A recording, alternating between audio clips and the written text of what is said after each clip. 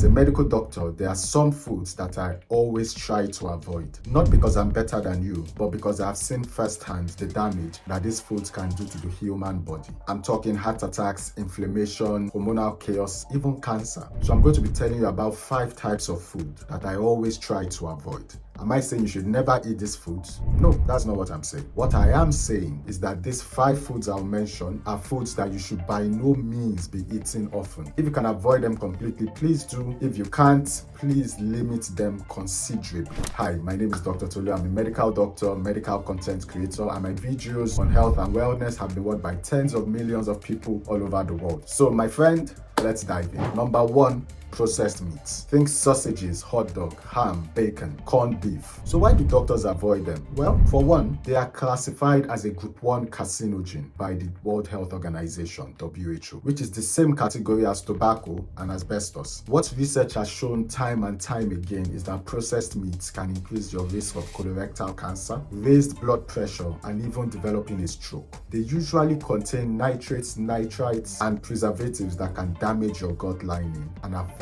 your health negatively. Better alternatives that are just as tasty as your processed meat but are much healthier are grilled chicken breast or oven roasted chicken breast, turkey mince or lean beef, boiled eggs, your fish like your salmon and your mackerel. For your sandwiches, use homemade shredded chicken, mashed avocado. You can even try mashed avocado with eggs or plant-based protein like tofu. These are also delicious and they don't ruin your health in the long run. Number 2, sugary breakfast cereals. You already know them. They are the ones that usually have these bright colors to catch your attention or catch the attention of your kids. They usually have these cartoon mascots that are always smiling on the packages. You know them, yeah? In fact, some of them have fortified with vitamins written boldly on the packs. But beneath all this marketing, straight up sugar bombs. In fact, let me tell you, per serving, your average sugary breakfast cereal has up to 3 to 5 teaspoons of sugar. Yes, you heard that right. You need to keep in mind that refined carbohydrates or your refined carbs, like your sugary breakfast cereal, spike insulin levels, and this will ultimately lead to a blood sugar crash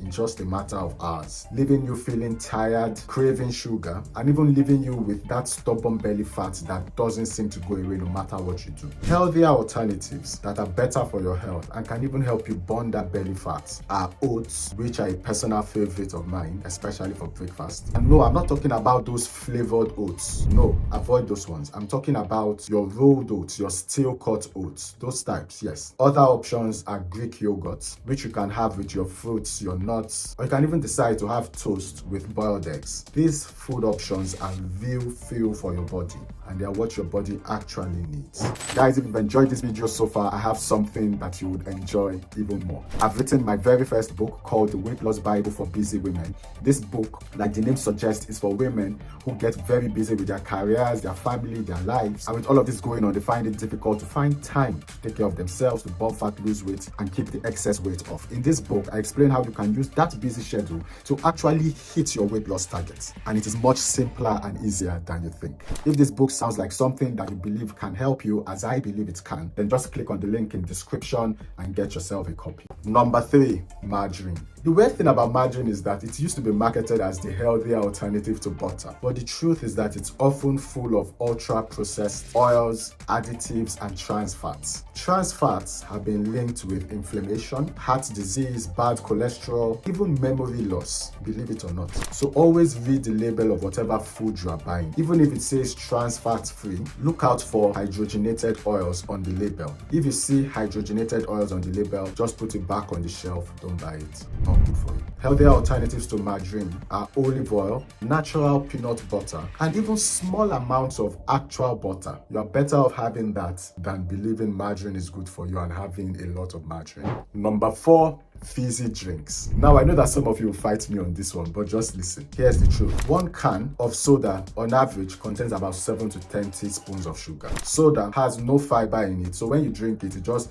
goes down into your body and hits your bloodstream like a punch. Frequent intake of soda over time can increase your risk of fatty liver, insulin resistance, and even metabolic syndrome. These are things you don't want to have. So now that we've talked about regular soda, you might be asking, so what about diet drinks? They say it has no sugar, right? The truth is that while diet soda might be better than regular soda, diet soda is still not good for your health. Early studies into diet soda are already suggesting that they may disrupt your gut bacteria and affect glucose metabolism. So please, if you can, stay away from soda, whether regular or diet soda. And if you can't, or if you're already taking lots of them, you can work on reducing them gradually, limiting them to maybe once or twice a month. And then from there, you can then work your way to coming off them completely. Something that can help you stop taking them is to start taking healthier alternatives, like your infused water, sparkling water with lemon, or even your herbal teas. Those are much better. The last on my list, number 5, are your packaged baked goods. Have you ever come across those snacks that just never seem to expire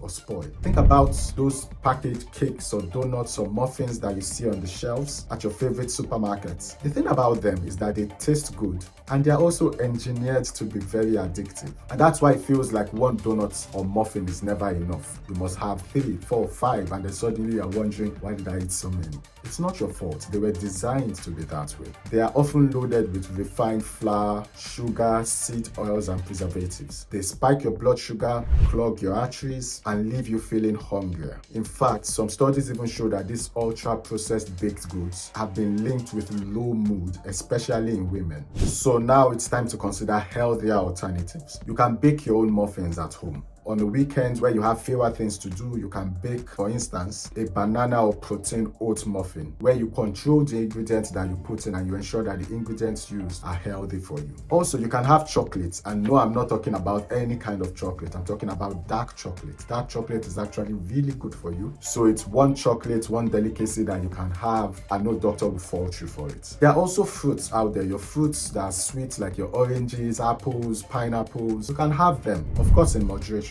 And then you can have your tasting nuts as well. Those are healthier alternatives that I believe you should focus more on. Alright, so those are the 5 foods that your doctors avoid and they want you to avoid as well. And for those who have watched this video up until this point, it tells me that you're very serious about your health, and so I have a bonus point just for you. The bonus point is that I'll tell you some foods that marketing from the big companies have made you think are healthy, but they are not healthy. Number 1, your flavored yogurts. Yogurt is good, but we talk about unflavored yogurts, your Greek yogurts. Those are the ones that are good. Your flavored yogurts, sugar bombs.